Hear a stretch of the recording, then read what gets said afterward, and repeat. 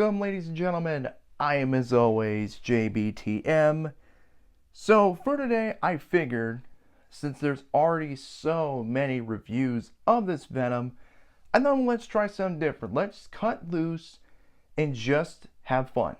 So what I mean by that is, we're going to compare a handful of figures with this Venom, and then I'll bring in some Venom figures I have in my collection, and we will compare those along with doing head swaps.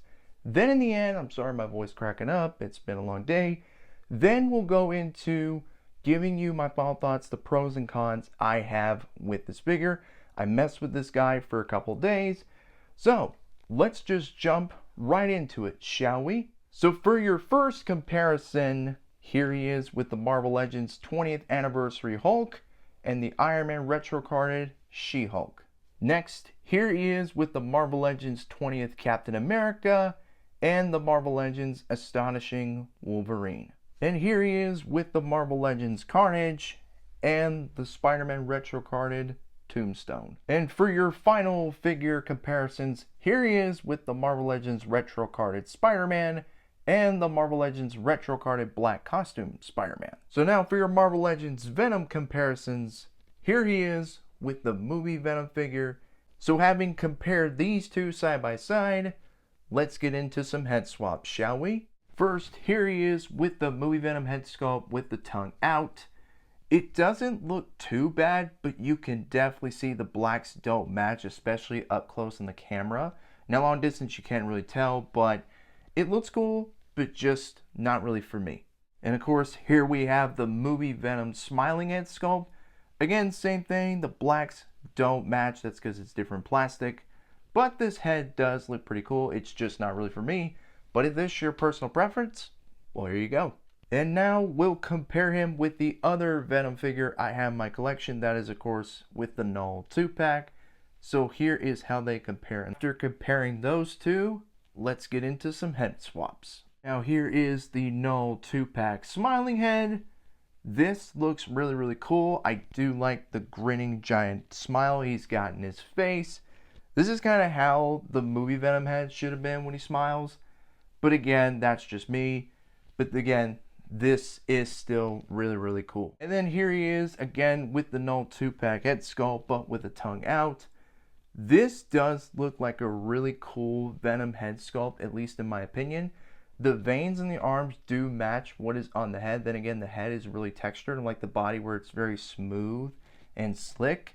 But this just overall looks really cool. And this is how the head sculpt should have been on this retro card body to begin with. But again, that's personal preference by me. And this still looks cool. If you like it, you know, just that. Now, having done each figure compared with this retro card, here they both are, all three compared together. Having done all these comparisons and head swaps today, what are my overall final thoughts on this figure? Aesthetically, it is really cool. I mean, there are posability in this guy. It's just the one glaring issue that every reviewer has said, except one who claimed this to be the best. There is no neck movement. The dumbbell joint was not a good idea. They of course did it on the Venom and Null 2-pack one. Really, this should have just been a hinge at the neck, to be honest, like the Amazon 2-pack and like the other Venoms beforehand, instead of this. But I get why they're trying to implement that more into their Marvel Legends, which sometimes it can be a good thing, but sometimes it's just not. The joints, the arms and legs do feel a little gummy, mine not as bad as others. And the paint job on mine, the paint is really good on my copy here.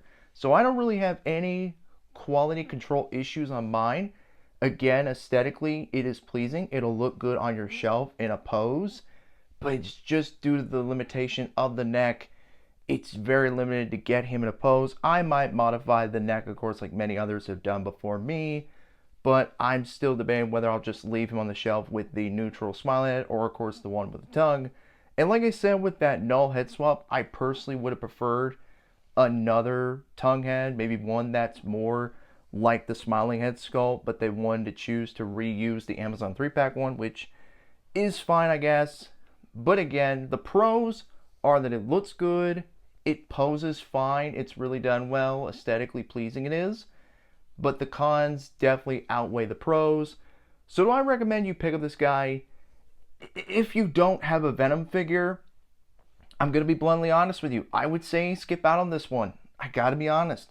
If you want my personal preference, I would say either go with the movie Venom or go with this Null 2-pack. And this for a long time was my definitive Venom. He's big, he's hulky. If you like that version of Venom, go with this. But if you want a much smaller, more sleek, common looking Venom, then go with this. It's just up to your personal preference. But again, that's just my opinion.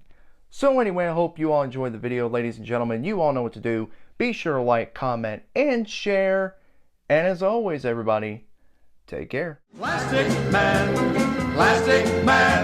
the one, the original Elastic Man. Always in great shape for the shape he's in, the Fantastic